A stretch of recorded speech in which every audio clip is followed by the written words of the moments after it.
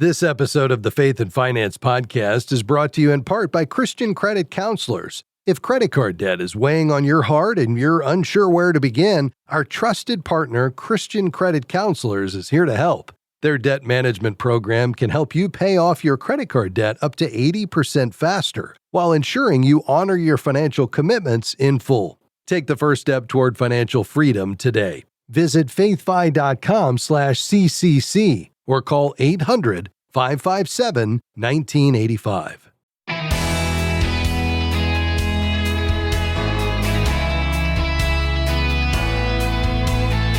The simple believe everything, but the prudent give thought to their steps. Proverbs 14:15. Hi, I'm Rob West. In a world where scams are increasingly clever, Scripture reminds us that precaution is a form of stewardship. Today we're talking about something that isn't just practical, it's spiritual, protecting the resources God has entrusted to us. And then it's on to your calls at 800-525-7000. This is Faith and Finance, biblical wisdom for your financial decisions. These days, scams show up just about everywhere by phone, email, text, social media, and even by impersonating people you trust. But as followers of Christ, we're not called to live in fear. We're called to walk in wisdom. So how do we do that when it comes to guarding our finances? Well, first, pause before you respond. Scammers thrive on urgency. If someone pressures you to act immediately, whether it's a phone call claiming to be your bank or a text message saying your account's been compromised, slow down, verify the source, hang up and call the official number on your card, check the sender's email address, and remember, pressure is a red flag. Second, never send money via wire transfer, gift cards, or payment apps like Zelle or Venmo to someone you don't know personally. No legitimate organization requests payment this way. If someone insists, just walk away. When shopping online, use a credit card rather than a debit card. Credit cards typically offer stronger fraud protection and limit your liability if something goes wrong. Next, enable two-factor authentication on all financial accounts. It's like adding a deadbolt to your digital front door. Even if a thief steals your password, they can't get in without the second key. Ideally, use an authenticator app to generate this code, which is much safer than receiving a text message. Speaking of passwords, don't reuse them. Use a password manager like Bitwarden or NordPass to generate and store strong, unique passwords. Both offer free, secure options to help you stay protected. Also, monitor your accounts regularly. Most banks let you set up alerts for large transactions, logins, or unusual activity. These alerts act like a financial alarm system, helping you catch suspicious activity early before real damage is done. Another crucial step, freeze your credit. It's one of the most effective defenses against identity theft. It's free to do with all three major credit bureaus and can be temporarily lifted when needed. Think of it as putting a padlock on your credit file. Be especially cautious with public Wi-Fi at coffee shops or airports. If you must bank on public Wi-Fi, always use a VPN app to scramble your data so thieves can't read it. Otherwise, wait until you're on a private home network. The same goes for borrowed devices. Only check accounts from your own phone or computer. And don't forget about social media. Oversharing personal details like birthdays, family members, or recent purchases can give scammers clues to your passwords or security questions. Set your profiles to friends only and think twice before posting personal information. Here's a classic but still essential tip. Shred sensitive documents, bank statements, medical records, tax forms, anything with your personal financial information should be shredded before going in the trash. Identity thieves will dig through garbage if they think there's something valuable in there. Also, never click on suspicious links. Even if they appear to come from someone you know, hackers can take over accounts and send phishing messages that look perfectly normal. If something seems off, reach out to the person directly before clicking it.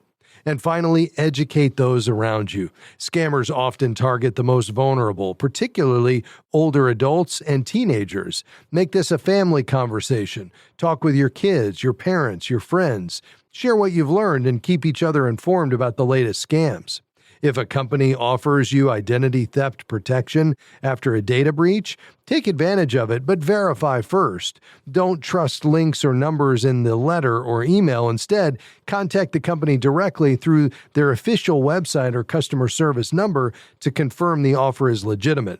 There's no question that in today's world, financial faithfulness includes digital awareness. Guarding your data, protecting your family, and staying alert to fraud are essential parts of stewardship. But don't let that lead to fear or discouragement. With a few intentional steps, you can safeguard what He's entrusted to you and live with peace, not panic. By the way, another great way to manage your money wisely and grow in financial stewardship is to download and use the FaithFi app. You'll find it at faithfi.com and click app. That's faithfi.com and click app. All right, your calls are next. 800-525-7000. I was in ministry full time, and I was always looking for a way to integrate my faith with this new industry around money and finances. This is Mark. He is a certified Kingdom advisor. As a CKA, one of the best things I offer my clients is trust in knowing that they're working with a professional that understands their values. And I think in all of the different challenges that clients go through, if we can go back to trusting in God, then He'll make the path straight. You can find an advisor like Mark at findacka.com. Faith and Finance is grateful for support from Sound Mind Investing. For more than 30 years, they've offered financial wisdom for living well. SMI provides step-by-step guidance for do-it-yourself investors, from those just getting started to those getting ready for retirement. More information, including a short video webinar on profit and peace of mind no matter what's happening in the market, is available at soundmindinvesting.org.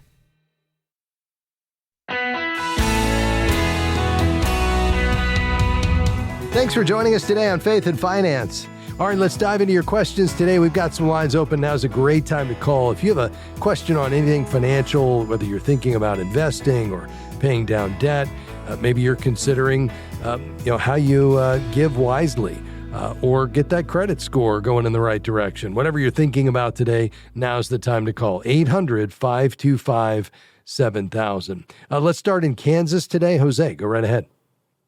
Thank you for having me on. I appreciate it a lot. Of course. Absolutely. All right. So the thing is, I've got a friend who lives in a neighboring state, and he's been having a tough time for a bit of a while. Hasn't had a job. I've been helping him out since about late September, early October. He's been looking for work tenaciously. I'm hoping, praying, Yeah. And I've been able to help him out as much as I can, only it's starting to take its toll at this point. And I've been asking him, hey, man, get some financial literacy, get some credit going. I asked him if he could take out a loan or anything. He said he ain't even got credit to work with. I'm like, whoa. Yeah. And what I wanted to ask is, what would be a way or a strategy he might be able to use to help himself out or set himself up for some success?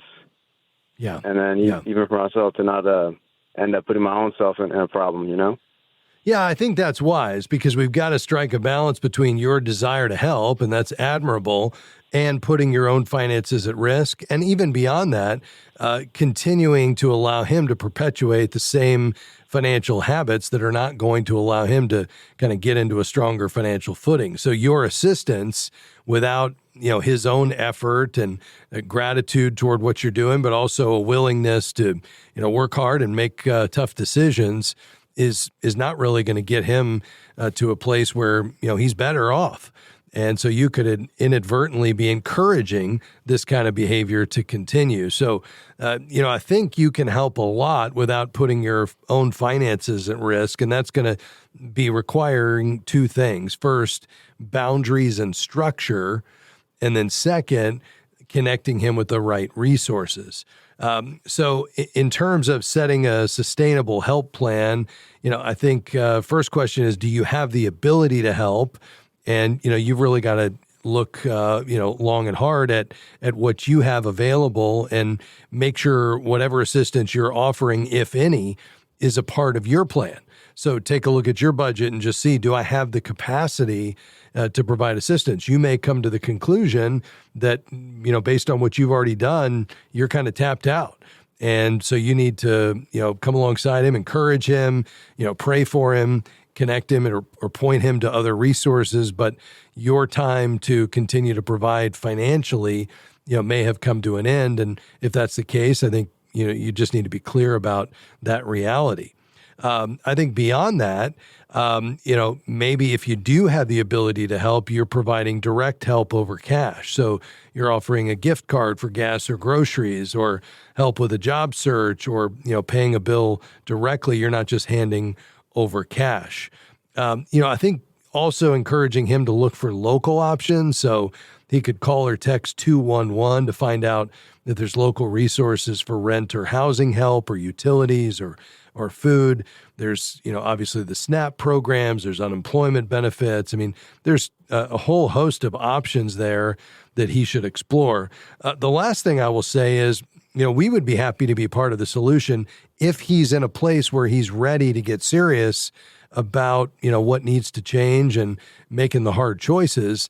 And we could do that by providing a certified Christian financial counselor that we would cover the cost for, but it would be somebody that is not you, and that's probably a good thing, that could come alongside him to provide objective insight, accountability, help him set up a budget, prioritize his spending, those kinds of things. Now, I'll ask you to use your discernment as to whether or not he's in a place where that would be productive. If so, we'd be happy to provide it. If you think, no, I think maybe he needs to experience some tough love and maybe some of the consequences of his actions without you stepping in and rescuing him for a season, well, we'll trust your judgment in that. Does that make sense? Yes, sir, it does. I appreciate the help. All right. So listen, I'm going to have you stay on the line. If you do want the information, our team will get your contact info and get a certified Christian financial counselor in touch with you. If you feel like the time is not right, then you could decline that. Call us back when you think it's right. But listen, I appreciate what you're trying to do here, and I think your support relationally and practically and pointing him toward community-based aid or national ministries is probably the right move. And this is probably a time for you to create some boundaries for your own participation in financial help. Jose, thanks for calling. Hang on the line, and our team will chat with you a bit further. And if we can help further along the way, don't hesitate to reach out. Let's go to North Carolina. Hi, Reba. Go ahead. Yes, I was wondering how to make a will. I had one years ago, but it needs to be updated. But the only thing I really have is to leave my children as my home. Yeah. And I was told to better put that in a trust instead of in your will. So how do I go about that without having to go to an attorney? Yeah, that's a good question.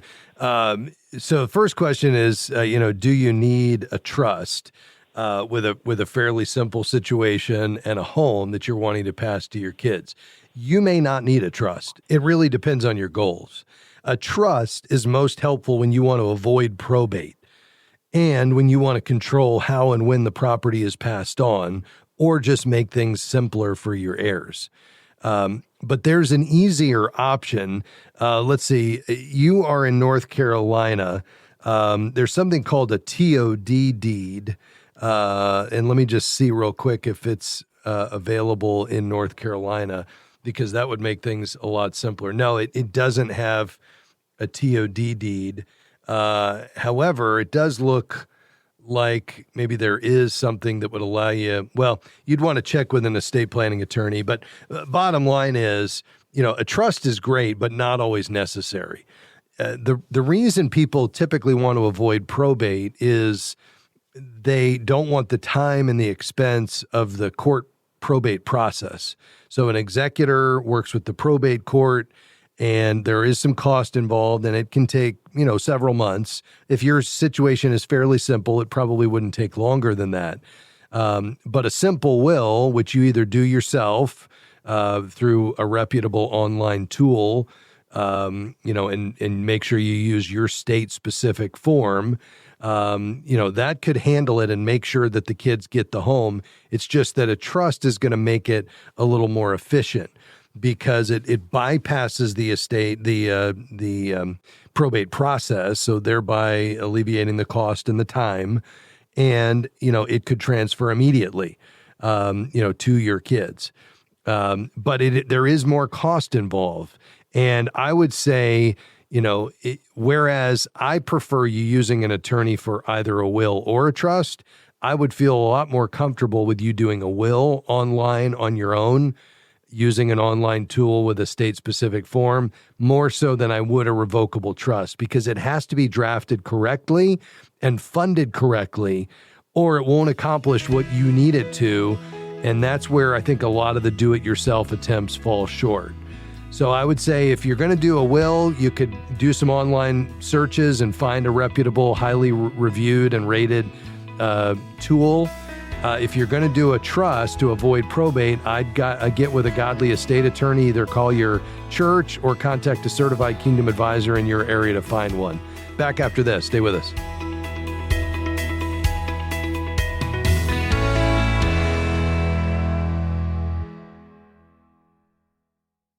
FaithFi is grateful for support from One Ascent. One Ascent believes that your values inspire why you invest and how they can inspire how you invest. One Ascent's goal is to provide solutions designed for every need and invest in businesses that bless the people and places God has made. They want to help investors do well by doing good, to explore a new way of investing that aligns with your values. More information is available at oneascent.com and by clicking Analyze My Investments. Feeling burdened by credit card debt? As faithful stewards, we are called to manage our finances wisely. Christian credit counselors can help with a debt management program that allows you to pay off debt up to 80% faster, while honoring your commitments with integrity. Don't let debt hold you back from the life God has planned for you. Take the first step toward peace and financial freedom today. Visit ChristianCreditCounselors.org. That's ChristianCreditCounselors.org.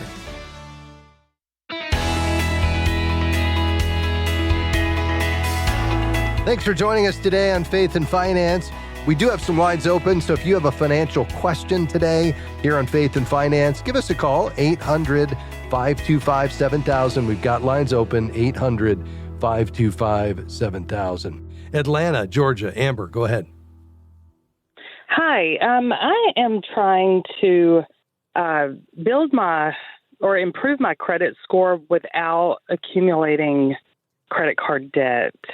A few years ago, I had really good credit score. My husband had to have a surgery that couldn't plan for, and I had to let go of some credit cards. I'm paying on them like through a hardship, but because of that, my credit score went down.